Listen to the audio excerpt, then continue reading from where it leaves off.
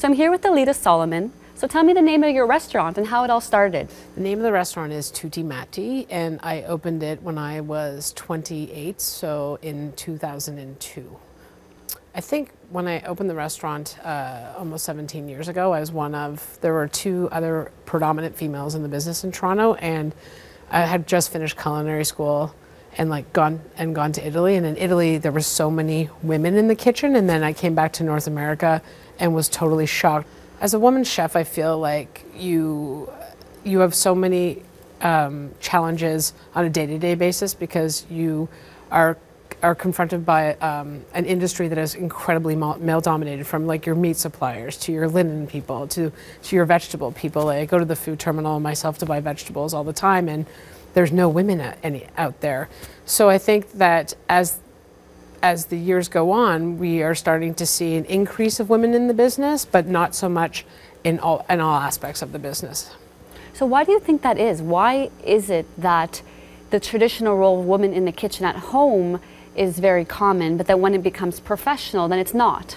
I think as in Europe, it's tradition for women to be in the kitchens, and in North America, there normally had to be two incomes in a family in order to have kids and raise a family, and you can't really do that in North America anymore. There has to be two incomes. So women had started to choose businesses and things that they could, go 9 to 5, and in the restaurant industry, you have to be dedicated to like a 16, 17-hour day. It's really difficult to put in a 9 to 5 job. So what have been the biggest hurdles for you?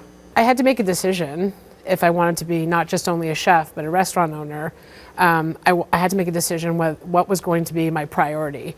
And that meant personal relationships and sacrifice. I had to make a decision that if I was going to do this, I had to decide what was going to be number one. Was it going to be, making sure that I had someone in my life, or would the restaurant be that person in my life?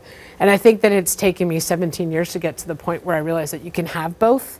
And what advice would you give to other women who would want to follow in your footsteps? I think young women who want to get involved in the restaurant industry should always remember that it's a job. It's a job and a profession based on passion and obviously talent, but that you need to be able to find a balance. And I think that moving forward, we're in 2019, that's actually possible, and that you have to find personal balance. Otherwise, it just doesn't work. Women in the business need to understand that it's possible to have it all. You just have to be able to multitask really well, and that you have to be persistent.